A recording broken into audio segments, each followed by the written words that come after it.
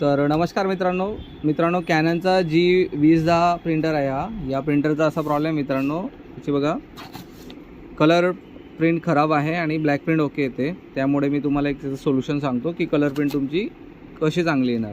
तर त्यासाठी मित्रांनो दोन प्रकारचे सेटिंग असतात। एक सेटिंगचं बटन प्रेस करून 10 नंबर आणायचा आणि ब्लॅक बटन प्रेस करायचा, आणि दुसरी सेटिंग असते सेटिंगचं बटन प्रेस करून 3 नंबर आणायचा आणि ब्लॅक बटन प्रेस करायचं। तर मित्रांनो या दोन सेटिंग वेगवेगळ्या आहेत। तर 3 नंबरच्या सेटिंग केल्याने काय होईल आणि 10 नंबरची सेटिंग केल्याने काय होईल ते मी तुम्हाला सांगतो। समजा मित्रांनो तुमचा प्रिंटर जर तुम्ही ओपन केला आणि या पाईपमध्ये जर इंक असेल तरी पण प्रिंट तुमची खराब येत असेल, त्यासाठी तुम्हाला सेटिंग काय करायची आहे, सेटिंगचं बटन प्रेस करायचं आणि सेटिंगचं बटन प्रेस करायचं। हा सिम्बॉल सेटिंगच्या स्क्रीनमध्ये डिस्प्लेमध्ये यायला पाहिजे। प्लस बटन ने 3 नंबर आणायचा आणि ब्लॅक बटन प्रेस करायचं। त्याच्यानंतर ही प्रोसेस स्टार्ट होते आणि तुम्ही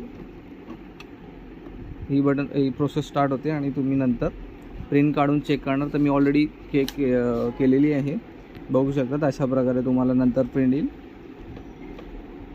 आणि 10 नंबरची सेटिंग ज्यांच्यासाठी आहे, समजा ज्यांच्या या पाईपमध्ये इंकच नाही आहे किंवा कुठे थोडीफार आहे थोडीफार नाही आहे, तर त्यांच्यासाठी ती 10 नंबरची सेटिंग आहे। ती 10 नंबरची सेटिंग करायची आणि त्याच्याने तुमची इंक लेवल कमी होईल, त्याची काळजी घ्यायची तुम्ही, आणि मग त्याच्याने तुमची प्रिंट ओके येणार आहे। ओके मित्रांनो, थँक्यू।